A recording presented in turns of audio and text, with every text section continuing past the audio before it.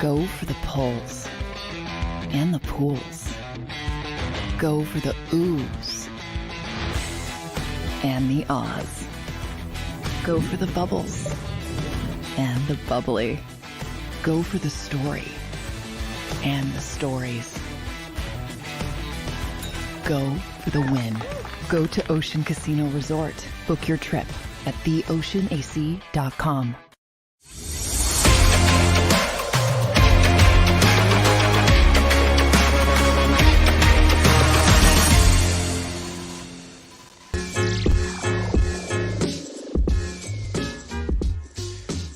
What's up, everybody, and welcome in to the Philly Sports Power Hour with Bill Colarulo. I'm back. As you could tell, the voice is back. Had to take yesterday off because I just couldn't talk yesterday morning. I was going to try to push through, but I just didn't have a voice. Not ideal when you do Philly sports talk if you can't talk. Kind of an important part of the gig.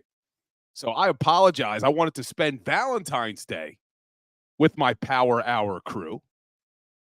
Had a good show planned, too. I wanted to get into our most beloved athletes in Philly sports history and all that good stuff, but just couldn't talk. But good show planned for today. It's Thursday, and we're going to get back to our regularly scheduled Thursday guest. My man, Mark Farzetta, will be joining the show around 10:20. So a lot to talk to Farzy about. I haven't been able to speak to him yet about the Haason Reddick news. I haven't been able to speak to him about the Sixers trade deadline. And we know our Farzy loves the fight in Phils. Pitchers and catchers reported yesterday.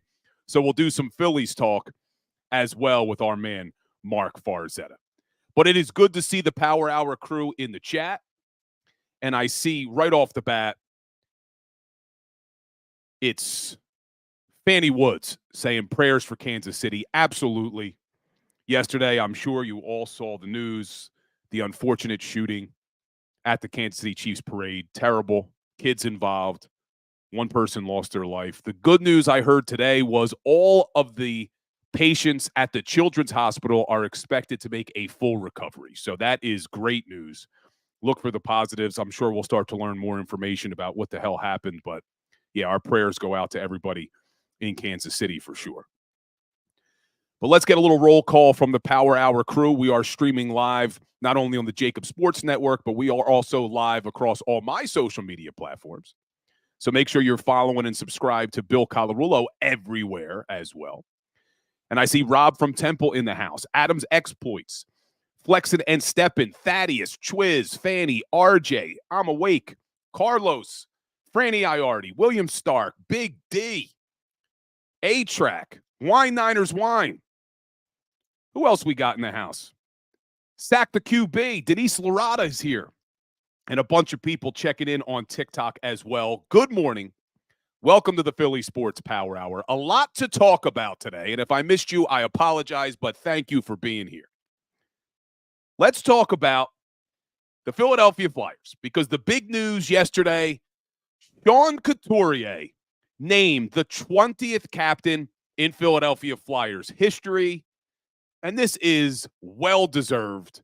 This has been earned for the last 12 seasons by Sean Couturier. He's now 31 years old. I remember when they drafted him, his rookie season, 19 years old. And the way it works in the NHL is he was able to play 10 games before they had to make a decision. Are they going to keep him at the NHL level in his rookie deal, or were they going to send him back to juniors? And Couturier, at only 19 years old, was so impressive as a rookie. He makes that roster his rookie season, and the rest has been history. Has turned into one of the best two-way centers in the NHL. In fact, was recognized by the NHL in the 2019-20 season with the Selke Award, which goes to the best defensive forward. And I told you he has turned into one of the best two-way players in the NHL. And he had a battle back from injury. The last 2 years haven't been easy for Coots. 2 back surgeries, but he battles back. He's now played the 5th most games in franchise history. And I loved what Tortorella said about him last week, saying he's a crusty old pro. And it's amazing because I remember seeing Couturier at 19 years old. He was living with Danny Briere at Danny Briere's house in Haddonfield. And I remember being out to dinner in Haddonfield, and Couturier walks in with Danny Briere, and Couturier legitimately was a kid, 19 years old, and now he's being referred to as a crusty old pro. So I love this. And what I love the most is there was some chatter that maybe Couturier would be available at the trade deadline. This solidifies, this guarantees what I was hoping and what I thought, that Sean Couturier will be a part of this rebuild that has turned out to be a lot quicker than we all thought it was going to be. But Couturier, the 20th captain in Flyers history, I couldn't be more excited and proud of Coots, who's been here for a really long time. We've seen him go from a kid, literally a kid, to the crusty old pro that Tortorella called him last week. They also name as alternates Travis Konechny and Scott Laughton. Another 2 excellent choices. I know a lot of people thought maybe Konechny would get the C. I like this.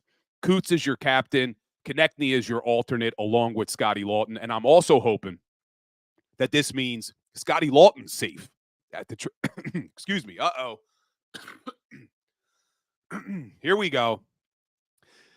We haven't heard that in a while. But I'm also hoping this means Scotty Laughton is safe as well, because I do think that these 3 guys, Couturier, Konechny, and Laughton, are leaders you can build a team around. So, Fly Guys back in action tonight against the Toronto Maple Leafs. And tomorrow, we're going to be joined by our first Flyers guest, a buddy of mine, captain, head coach of the Shawnee ice hockey team, the Haverford School ice hockey team. So we're going to get him here to talk some Flyers tomorrow. So I know not everyone are Flyers fans, but I want to start doing some hockey talk, because we look at the other organizations in this city. Flyers may be the closest thing we get to a long playoff run in the next probably year. Maybe, hopefully, the Phillies, and we'll talk some Phillies, but that won't be until October. So let's hope. But the other team in this town that we're hoping makes a nice playoff run is our 76ers. And the 76ers blew an opportunity last night. That would have been a big win, 2nd in a row, right before the All-Star break. And every win matters for this team now. With Joel out, hoping that he comes back, every win matters for playoff seeding. We don't want to see them fall into the play-in tournament. And they had a great opportunity last night. At home, you're going up against a Heat team that had no Jimmy Butler, no Terry Rozier, no Josh Richardson, no Drew Smith. Now, I get it. The Sixers were also missing, obviously, Joel, no Tobias again, no DeAnthony Melton again, no Nico Batum again, no Robert Covington again. And Kyle Lowry, although he signed, isn't ready. But I was hoping they were going to steal a win before the All-Star break. But, look, I'll try to be positive today with this Sixers team. I said it on Monday. Do I owe Daryl Morey an apology?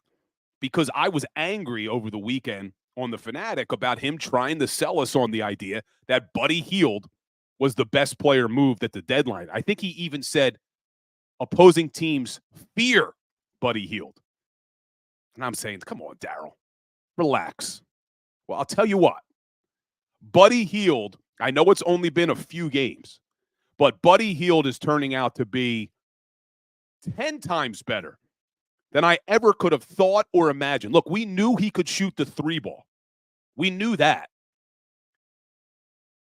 He gets a career-high 10 assists last night. And through his first 4 or 5 games with the team, he's over 20 points every single game. And the way he dishes the ball, picking up these assists left and right, and the spacing he provides on the court. I'm starting to get a little bit excited here that if Joel does come back And Tyrese Maxey continues to play at the level he can play at. He dropped 30 last night. And now you add Buddy Hield. Hopefully, DeAnthony Melton comes back healthy. Hopefully, Nick Nurse gets the best out of Tobias Harris. And now you got a nice bench. Paul Reed starting to play well, so he could be good coming off the bench. You'll have Kyle Lowry coming off the bench. Nico Batum.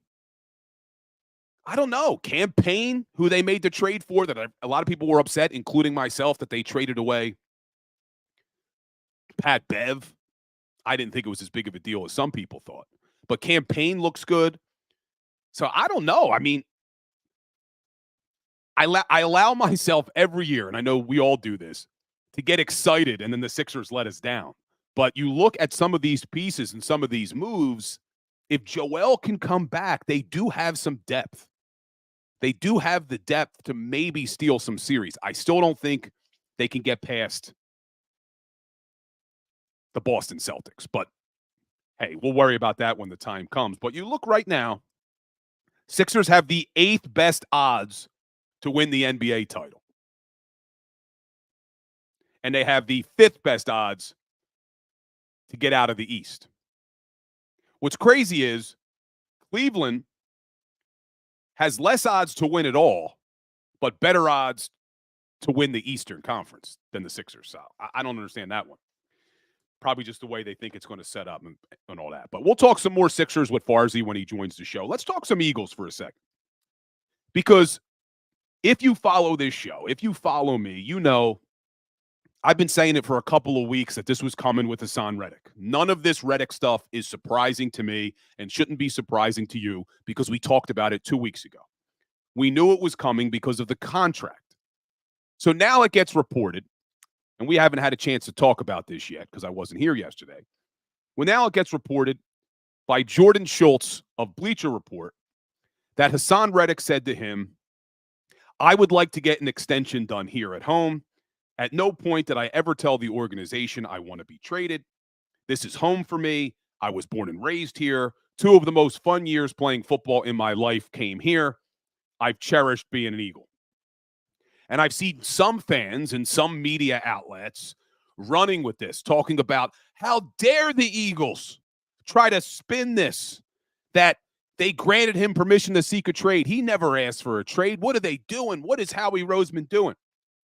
This is all part of the business. This is all expected and anticipated. And yeah, Reddick didn't go to them and say, I want to be traded. But clearly what Reddick went to them and said was, I want to be paid like Myles Garrett. I want to get over $25 million a year. So what the Eagles did, and look, you know I have been hard on Howie Roseman about the way he built this defense. But what Howie Roseman did here, I'm in complete agreement with. He says to Reddick, you want to be paid over $25 million. He says to his agent, you want to be paid that much money. Well, listen, here's what we're going to let you do. Go out there. You have permission to talk to other teams about a potential trade, see what other teams would be willing to pay you, and then come back and let's talk, because we don't think paying you over $25 million is fair market value. We love you. We would love for you to be a part of this team, but we just don't think we can pay you that much money. It's all part of the business. They did the same thing last year with Darius Slay. I love this approach. If Reddick thinks he's worth more than $25 million, then go see if another team will pay it to you. And if they will, no hard feelings. As much as I love Reddick, we have way too many other needs. So I would rather see them make the trade, recoup that cap space. It's going to have to be something that benefits the Eagles in the cap space, because right now his cap hit for 2024 is close to $22 million. So what I think I would like better is Reddick, who's going to be 30 years old. Instead of paying him $25 million, maybe you go out in free agency and sign a younger player for the same amount of money. And the beautiful part there is, unlike Reddick, who has a $22 million cap hit this year, you may be able to get creative like Howie Roseman does. sign the guy to a 3 or 4 year deal, push the big cap number down the road into a couple of years, and now you get a younger player, a pass rusher who's just as effective as Reddick, but now a less of a cap hit. He's younger, and you got him locked up for the next 3 or 4 years.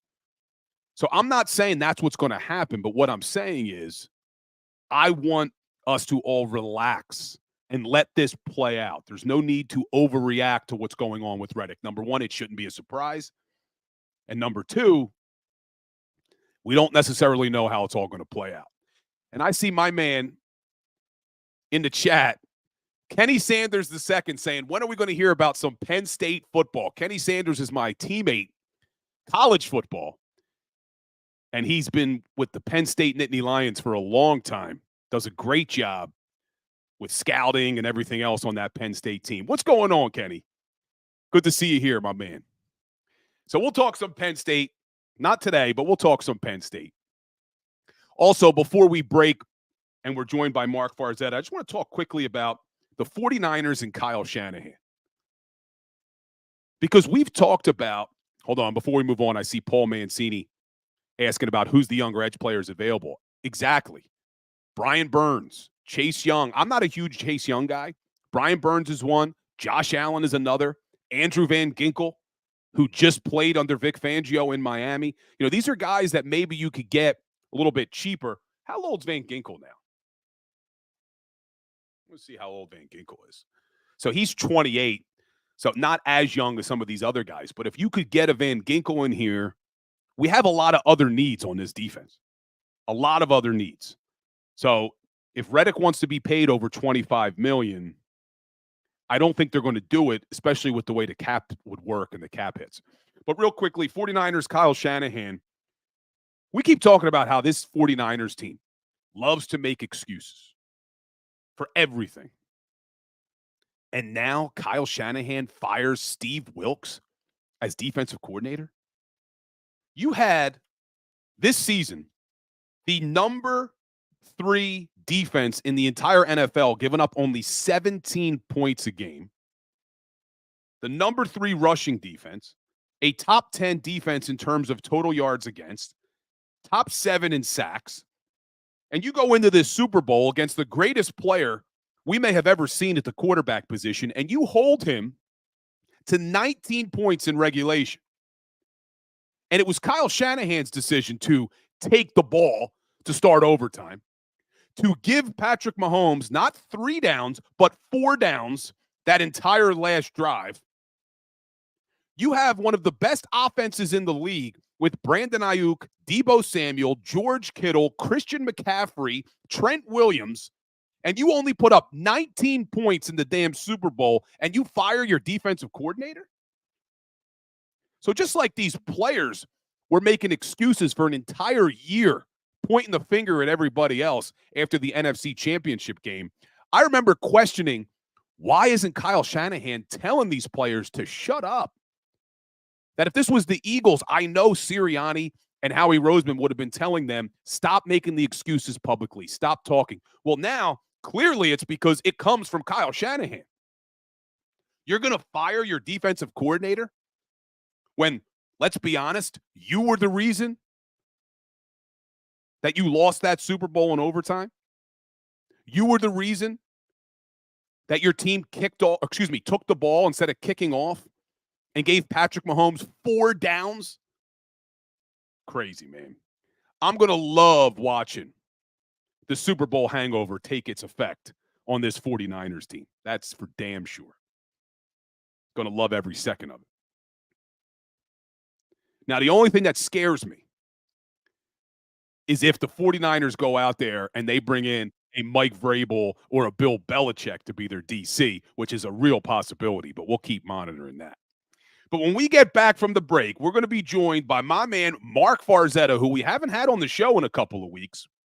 So I'm looking forward to talking to Farzy. We got to talk to him about the Eagles, the Sixers, the Flyers, and the Fightin' Phils. Pitchers and catchers reported yesterday. I know Farzy's excited about that. So stay tuned. Hit that like button for me. Hit that share button. And when we get back, Mark Farzetta on the Power Hour. Go to get your game on. Go for the beers Go for the cheers. Go for the hit and the hits. Go for the stakes and the stakes. Go to get your parlay on. Go to get your party on. Go for the scene. Go for the screens. Go for the gallery. Go for the win. Go to Ocean. Visit theoceanac.com to plan your visit. At Pond Lehocky, we've recovered billions of dollars for our clients, and we're confident we can do the same for you. With over 250 years of combined courtroom experience, we've helped over 100,000 injured clients obtain some of the largest settlements in Pennsylvania. One conversation is all it takes to help you and your family get back on track. If you've been injured in an accident, give Pond Lehocky a call. They're carving them up and good play calling along the way. First and goal at the 6.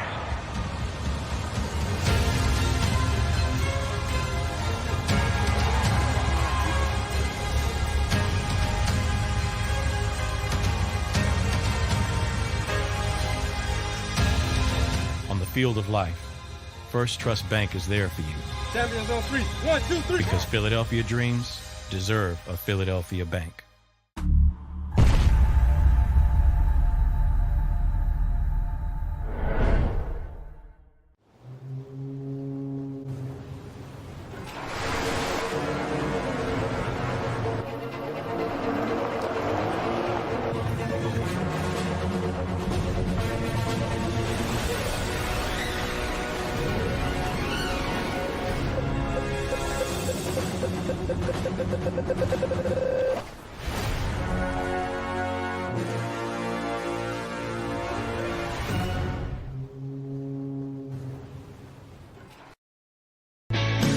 Hi everybody, my name's Jason Lombardi. I'm an inspector at DryTech.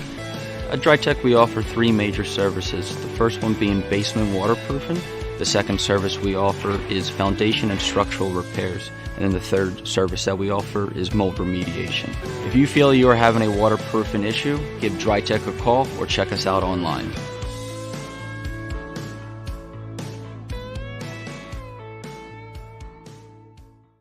Do you stream on a Roku, Fire Stick, Google TV, or Apple TV? Now you can watch 6ABC 24/7 with the 6ABC Philadelphia streaming app. And the big story on Action News? Search 6ABC Philadelphia and start streaming today. EAGLES, Eagles.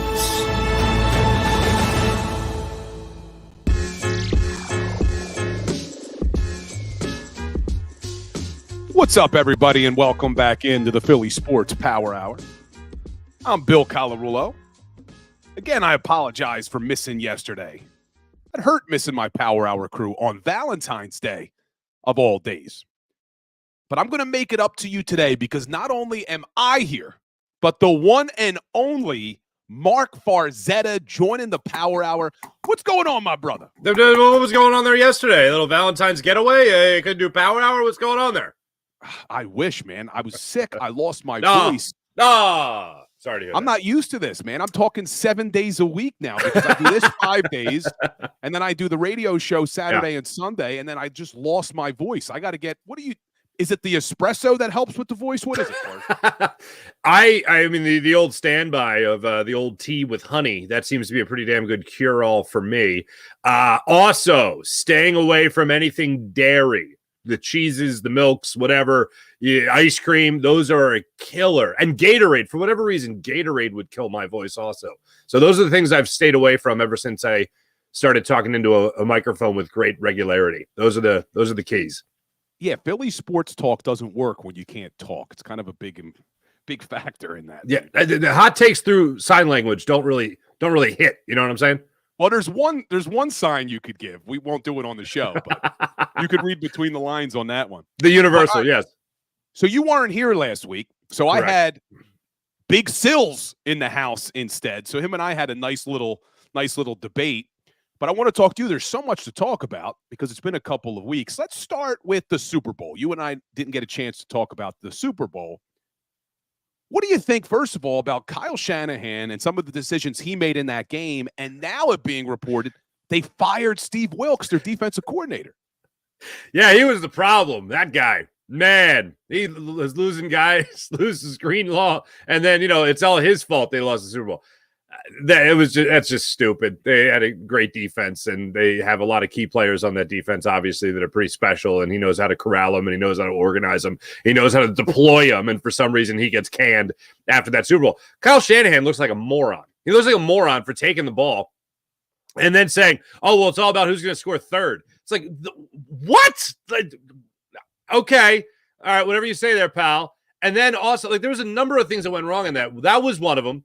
The fact that he didn't communicate the rules to his team and everyone was dumbfounded. Eric Armstrong had to look up at the video board to be like, hold on a second, guys. Are you guys seeing this? Do you guys see the rules for overtime? This is, everyone gets the ball. Oh, interesting. Okay.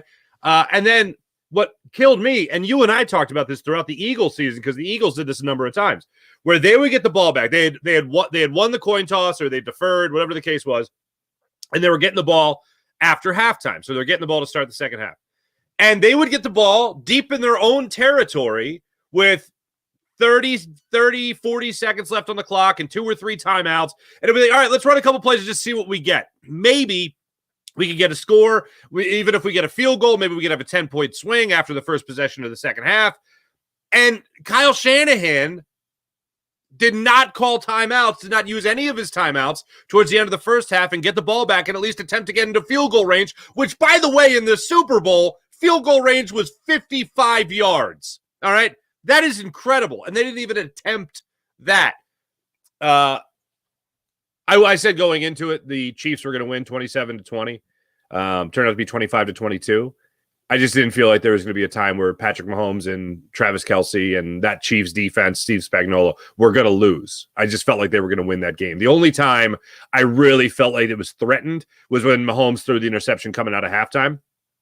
And I had a similar flashback to the Eagles and Jalen Hurts' fumble, which quickly turned into 7 points for the Chiefs. With that botched punt return by the 49ers, and the very next play ending up in the end zone for the Chiefs, I went right back to the Eagles and was like, you can't spot Patrick Mahomes 7 points. You cannot. You have to play near perfect, mistake-free football if you're going to beat Patrick Mahomes and the Kansas City Chiefs, especially with as good as their defense was. So I love the Super Bowl. I love the halftime show. I love the Christopher Walken commercial. I thought the Dung Kings commercial was fantastic. I love just about everything about that night. Like a good neighbor. I like that one. With Arnold. She's in labor. I like that one a lot. Oh, it was great. Yeah. You make a great point. You can't spot Patrick Mahomes 7 points. And unfortunately, as well as Jalen Hurts played in Super Bowl 57, it was that one fumble that really changed probably the entire outcome of the game. But let me ask you this.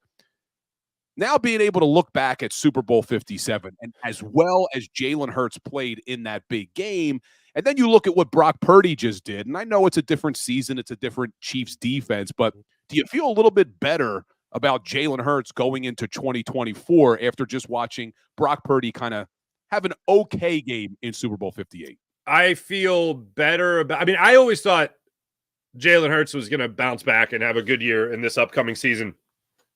In 2024, with Kellen Moore being here, I have even more reason to believe that Jalen Hurts is going to have a bounce back year, because if he could still be in the MVP conversation in the game leading into in the week leading into the 49ers game, and he could do all that with a offensive coordinator that's never called plays before, what's he going to do with a guy that has plenty of experience calling plays, has had success calling plays in the NFL, has had a number 1 ranked offense in the NFL in both yards and points, has worked with multiple quarterbacks here, not just Dak Prescott, but now Justin Herbert, also working with a veteran in Andy Dalton. Hell, the man even worked with Ben DiNucci, who was Ben DiNucci crawled so that Tommy DeVito could run. You know what I'm saying? Like, these are the people that Kellen Moore has worked with, and now he's going to get his hands on Jalen Hurts. I feel like you're going to see a brand new offense. It's not going to be the Vic Fangio defense time and time again with different guys trying to run it. This is going to be a completely revamped offense. And if you're Kellen Moore, if you're Jalen Hurts, you're looking forward to getting to work and using the pieces that are at your disposal to help Jalen Hurts, Kellen Moore, and this entire offense have success.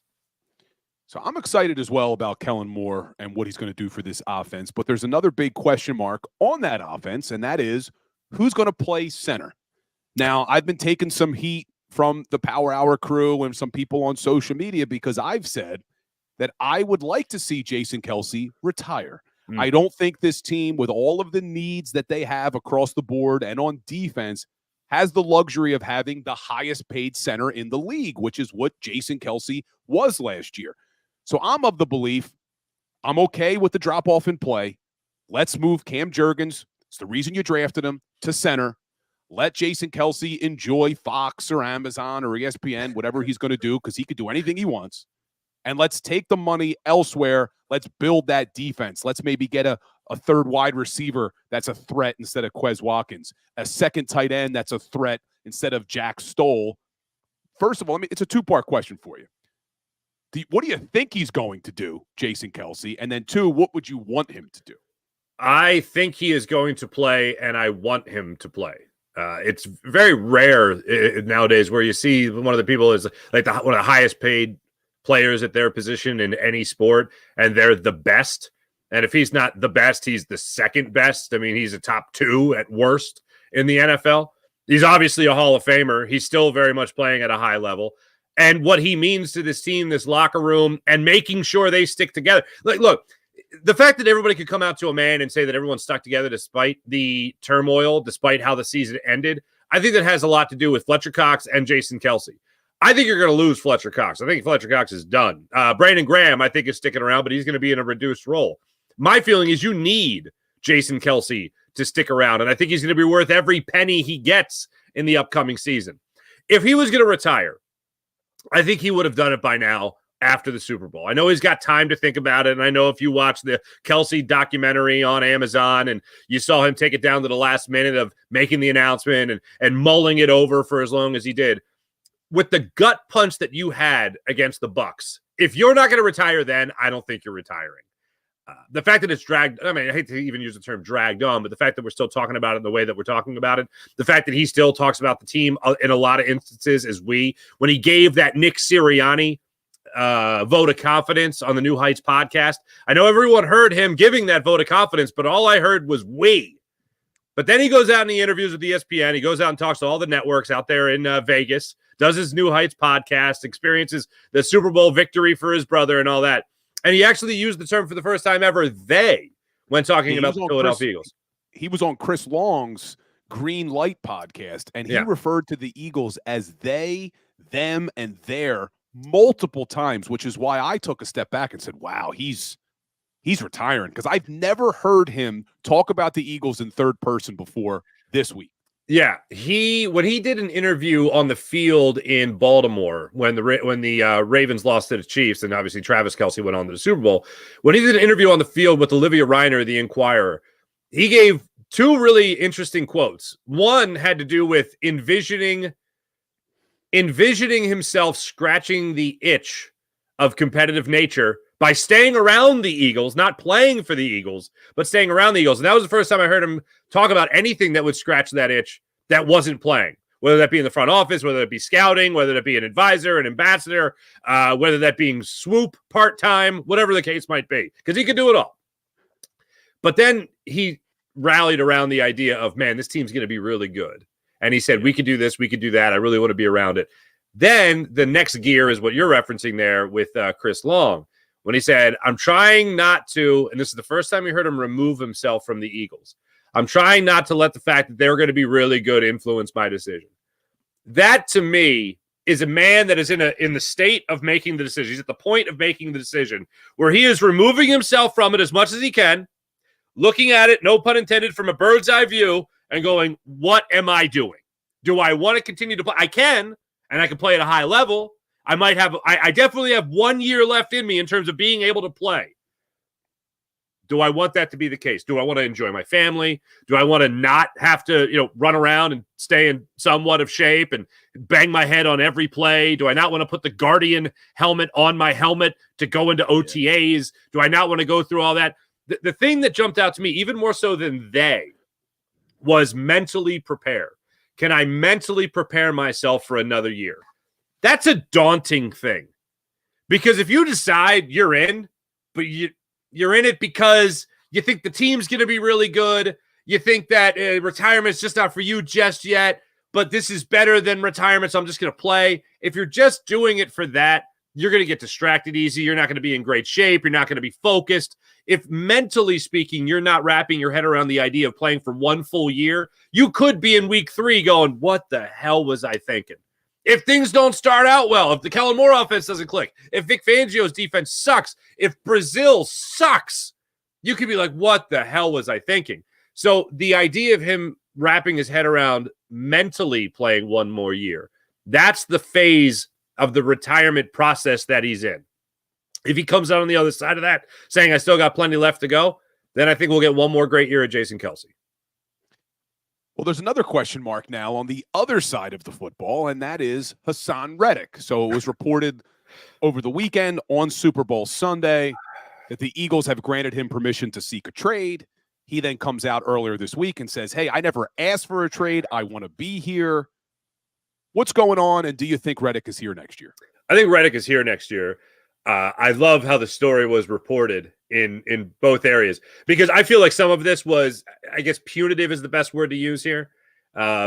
Vengeful would be another one, a more dramatic one, a clickbaity one, where the Eagles took absolute exception to Haason Reddick. Haason Reddick sitting at his locker, standing at his locker, answering questions about moving from Sean Desai to Matt Patricia, him scoffing at the idea of being dropped back in coverage as many times as he was, him acknowledging that there was a lot of confusion because of the change in defensive coordinator or defensive play caller, and him also telling that, well, if the higher-ups wanted to make a decision to change defensive play caller, that's what they wanted to do. Yeah, you have any doubt in your mind that Jeffrey Lurie, Howie Roseman, and maybe even a little bit of Nick Sirianni went, oh, that's not great. If they had an opportunity to drag Haason Reddick's name through the mud, which they did this offseason, they did it. A player asking for a raise, a player asking to be fair market value after $30 million of his $45 million was fully guaranteed and fully paid to this point of the $45 million, the $30 million guaranteed. You saying go ahead and look around the market is not the same thing as we have given him permission to seek a trade. It's not the same thing. It could be spun that way. Because, yeah, semantics, it can be spun that way. But bottom line is the Eagles took an opportunity here to make him look like an ass and make him look like not a team guy. And you know what, Bill? I don't appreciate it. I don't like it. I'm Camp Haason Reddick. I want him back this year. If you're going to have look at it. You didn't look at it like that. That's an interesting – and now that you're saying that, Farzy, you may not be wrong that it was leaked the way that it was, because I also did find it interesting that it was reported – by, I believe it was Rappaport on Super Bowl Sunday. And we know when the Eagles leak something, they like to leak it to the national media. It's the way we found out about Sean Desai. It was on a Sunday morning or Saturday morning from Jay Glazer.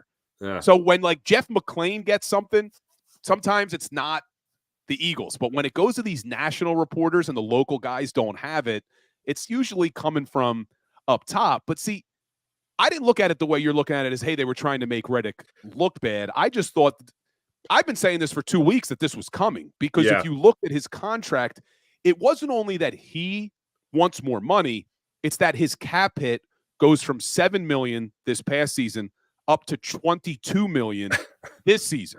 So they don't want him under that deal either, I don't think. Yeah, I think they'll restructure. They had to come to an agreement, but how's this different than when they said last year, we've granted Darius Slay permission to seek a trade? Mm-hmm. I don't think it is that different, but this isn't. Let's start at the beginning. The beginning of the Haason Reddick trash campaign wasn't the contract. It was, wow, Haason Reddick wouldn't even talk to Sean Desai. Oh my God, we had to make this change. So already you're dragging the guy's name through the mud. I 1,000,000,000% believe that came from the Eagles. So this isn't started a contract. We didn't hear anything about Darius Slay until it came time to, go ahead, check, test the market, look around. And then the last minute, you got James Bradbury and you got Darius Slay. It's like, what the hell is going on here? I thought both these guys were going to be coming back. Certainly not both of them, at least one of them, maybe. The difference is Darius Slay doesn't say the same things that Haason Reddick said this past year. And when everything was becoming a blaze, everything was being lit on fire, he was the guy saying, yeah, that building over, that's on fire. And the Eagles were like, no, pay no attention to the building on fire. Nothing's going on over there. Haason Reddick's like, no, that's burning. A.J. Brown even played things down, and he's still known as a diva. He had nothing but beautiful things and puppy dogs and ice cream and unicorns to talk about during his 13-minute locker room session after he didn't talk for 2.5 weeks. Haason Reddick talks the very next day, lights the Eagles on fire. Nobody hears it except for the Eagles front office. Yeah, we'll see how it plays out. We'll see how it plays My out. bet is restructure, he's back. So that's what I think as well, because I don't think, and I love Haason Reddick. I think he's a great defensive player, but I don't think that he should be paid the way Myles Garrett or TJ Watt are paid. I don't think he's on their level. Now, does he make that much money simply because every year position players get paid more and more and they signed their contracts a couple of years ago? But if he's looking for more than $25 million, as much as it would pain me to say, because I do like Reddick, I don't think the Eagles should pay him over $25 million. I think $20 million sounds right to me. He's making 15 now. Myles Garrett's making 25. Let's meet in the middle. Give him like a 2 or 3 year extension, and everybody's happy. But they got to get that cap hit down. That's what would be nice. If you agree to an extension, not only is he happy, you can really get that cap hit to come way down. And also, Haason Reddick still, look, for anyone that wants to play social media detective, I was looking at this the other day when I was looking for his tweet when he quoted Jordan Schultz about not ever asking for a trade. He just wanted a raise.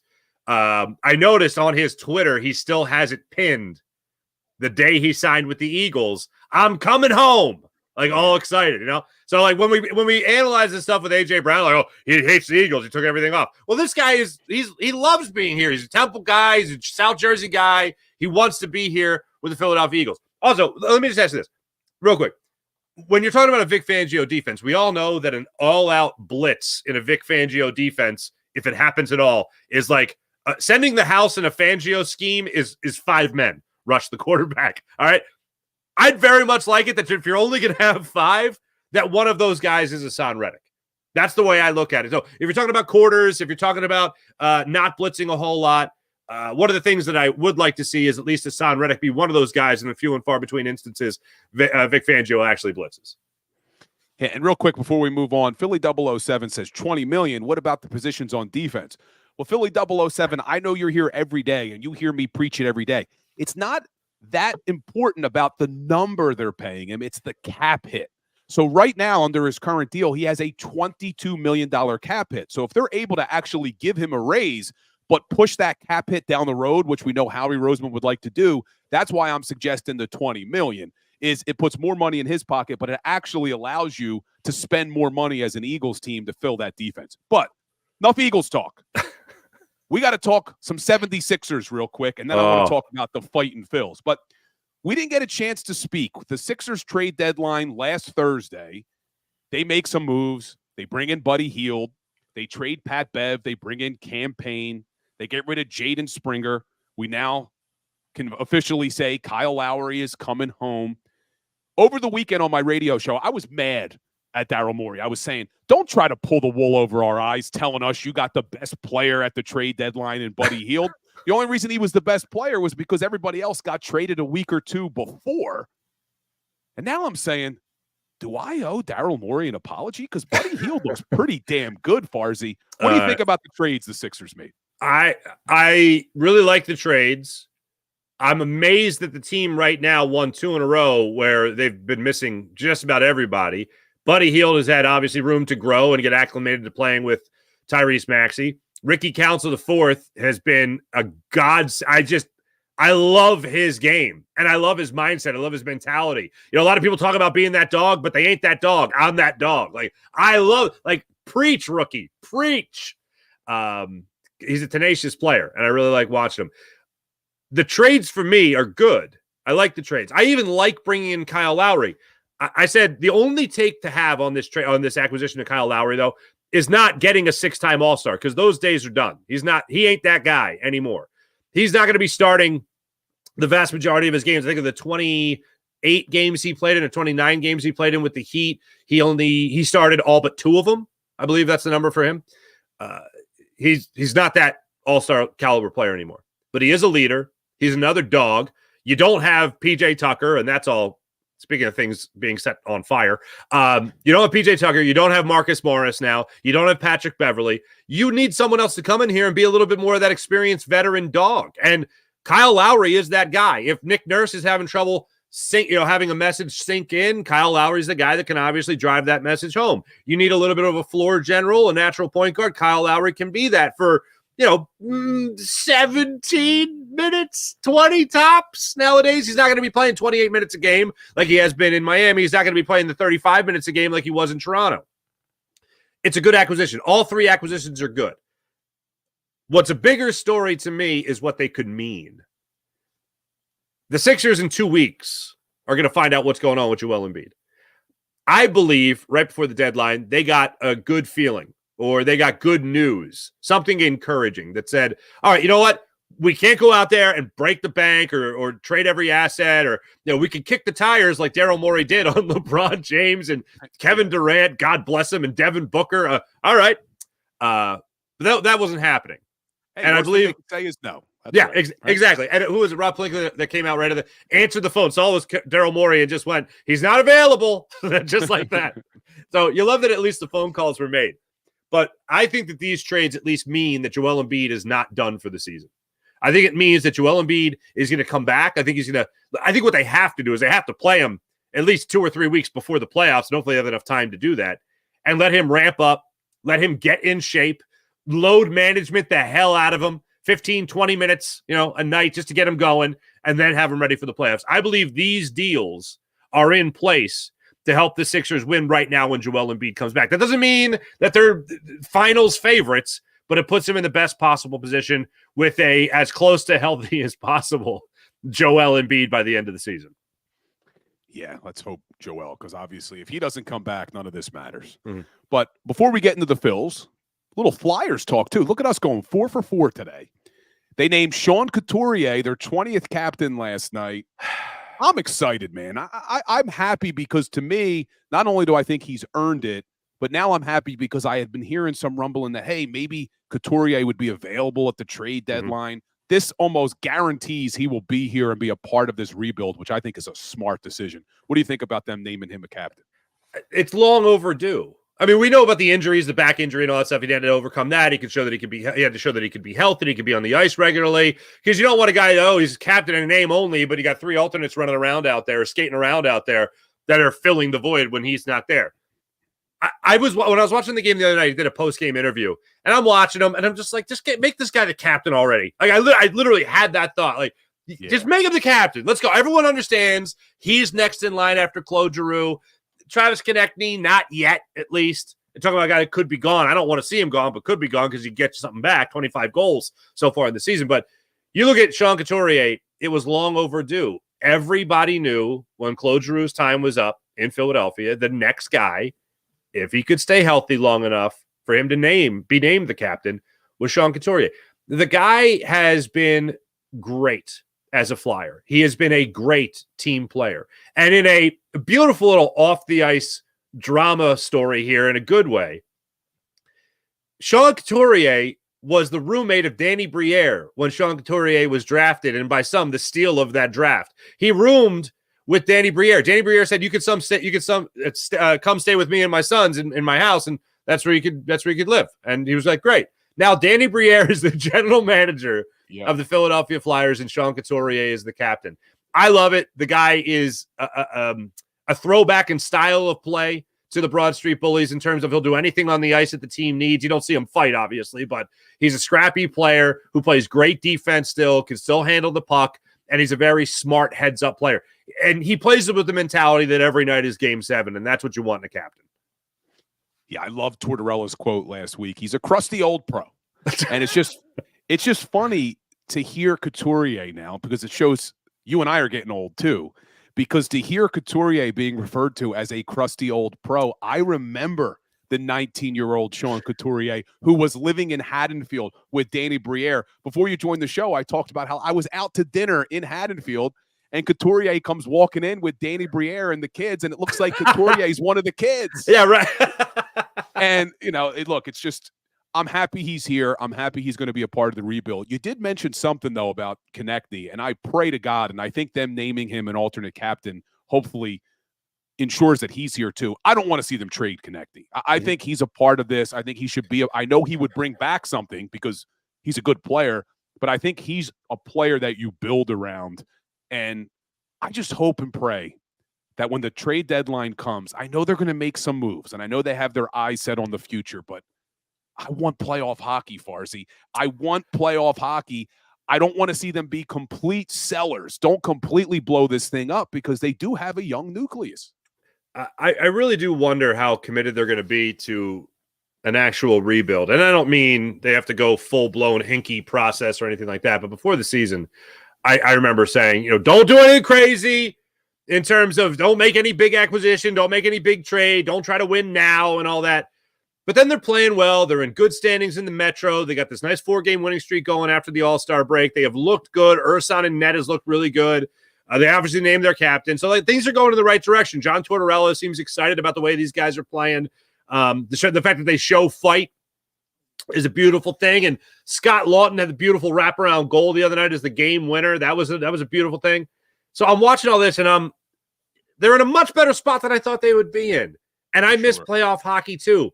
But I want playoff hockey like we had it when we were kids. Like it was like, oh, the Flyers, oh, they might be bad for a year or two, but then they're back. And they're going to be contended for the Stanley Cup every single year. And you always felt like the Flyers, this could be the year. This could be the year with the Flyers. And, of course, I'm talking about, the Lindros and Recchi and the Claire days and Desjardins and Hextall and Garth Snow and all these guys, right? Beezer. Remember the shoulder pads? Remember the Garth Snow shoulder pads? Absolutely. Absolutely. That's what I'm looking back on. And I want to get back to those as fast as possible. But with that being said, here's the word I'll use. I'm trying not to get seduced by the recent success of the Philadelphia Flyers and keep my eye on the prize, which is sustained success. So if they get a group, the leadership group looks like they are. Yeah. And if they get offered something great for TK, then you got to part. I don't want to see him go. I don't want him to be forced out. I don't want them to take like a second-round pick or anything stupid like that. You got to get good return on that investment if you're going to dish him. But I would hate to see Coots gone. I'd hate to see TK gone. And I like the core that's around there now. Yeah, and they've said all of that. Briere, even Tortorella has said, look, we're not falling in love with anybody. This is not to use the word process, but this is what our plans were, and we're going to stick to the plan. So I agree with it. It's frustrating because you do want to be selfish and say, hey, we want playoff hockey, but it's smart to say, let's build a sustained contender. But we're running out of time. Real quick, Fightin' Phil's pitchers and catchers report yesterday. How you feeling about this team, Farzi? Just hearing the cleats on the gravel, on the concrete, just hearing the pop of the mitt while Zach Wheeler throws to Garrett Stubbs or JT Realmuto or whatever, just hearing that, music to my ears. And also hearing from Rob Thompson, we played it on the show this morning, Rob Thompson talking about how hungry this team is. They're ready to fire. They're ready to go. They got maybe an outfield spot open. Cody Bellinger, baby. And obviously they got to get a deal done with Zach Wheeler, hopefully soon. Because I do believe that played into Aaron Nola's struggles throughout the entire season a year ago. Yeah, I'm hoping they get Zach Wheeler's deal done. I mean, when I asked Rob Thompson, he says he can't talk about the contract right now, but I think they got to be close, man. He loves him, though. He stated that multiple times. We love Zach Wheeler. Hold on, we love Zach Wheeler. Like, all right, as give they him should. some money. As they should. Damn right. As they should. So one thing about the Phils. What do you think the biggest question mark is with that team going into the season? Good question. I think the biggest question mark, center field, maybe. I think they love Rojas ready. See, I think they love Rojas. He put on some muscle, so hopefully that translates to some power. I set the over/under at 7.5 home runs for Johan Rojas. Hopefully he gets over that this year.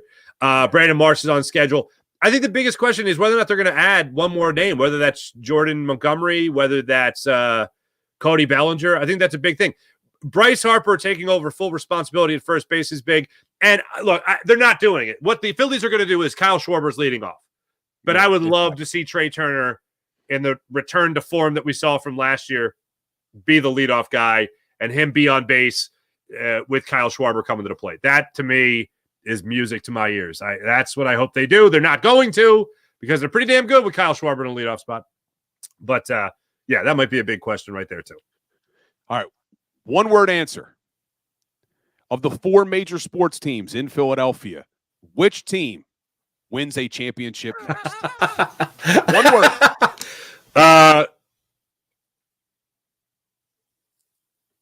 The Phillies. Ooh, that was 2 words, but I'll take it. Duh! Sorry, Phils. I won't even give you a word, just the abbreviation, Phils. Farzy, I appreciate you, my man. It's good to see you. Make sure you check out the Farzy Show every day, 6 to 7 a.m. You could catch it here on JAKIB Sports. You could catch it on Farzi's YouTube channel. And then he uploads it, obviously, to all the podcast platforms as well. So check out the Farzy Show. Always good. Who do you have tomorrow? Anybody on the show tomorrow? As of right now, no guests. We're going to be recapping a lot of stuff with pitchers and catchers down there in Clearwater. Some Eagles news, whatever the day gives us as far as that goes. And, of course, talk about what the next move could be for the Philadelphia 76ers. Awesome. I appreciate you, Farzy. Back at you, brother. My man, Mark Farzetta, always fun when he joins the show. But, yeah, check out the Farzy Show every day here on the JAKIB Sports Network, 6 to 7. Always does a great job.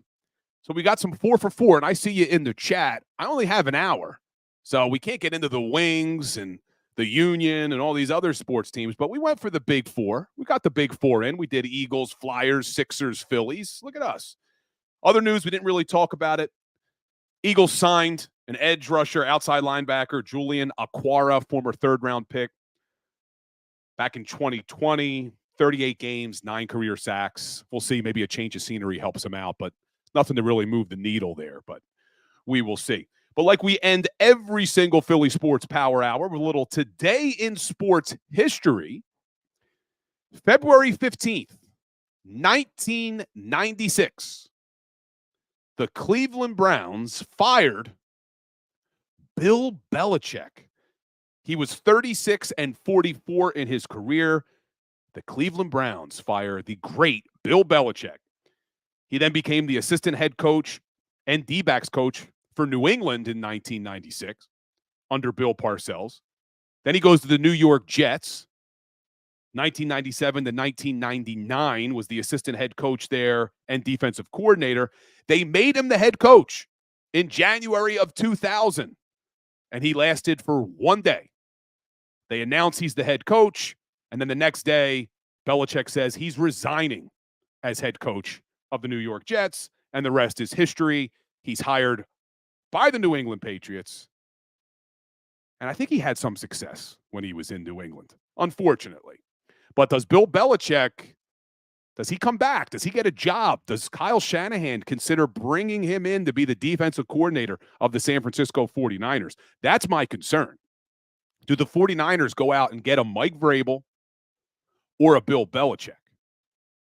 Other than that, I'm fine with anybody they want to hire because we've known and we've learned in this town how bad the Super Bowl hangover can be. And the last time the 49ers lost a 10-point lead in the Super Bowl to the Kansas City Chiefs, the next year was a disaster for them. 6-10, didn't even make the playoffs. Ooh. Made it through the show, only a couple of coughs, but I start to feel it coming in now. So good thing the show is over. But make sure you're following me on all your social media platforms. We'll be posting multiple pieces of content a day, and I'll be back here tomorrow, 10 o'clock. And if you want to check me out tonight, I'm actually going to be joining Johnny Marks. Johnny Marks has a show, 9 o'clock. So I'm going to be joining Johnny Marks tonight, talk some Philadelphia sports with him as well. So hit that like button, hit that share button. It was good to see my Power Hour crew. I'll see you all tomorrow, 10 o'clock. And as always, go Birds. Go for the polls and the pools. Go for the oohs and the ahs. Go for the bubbles and the bubbly. Go for the story and the stories. Go for the win. Go to Ocean Casino Resort. Book your trip at theoceanac.com.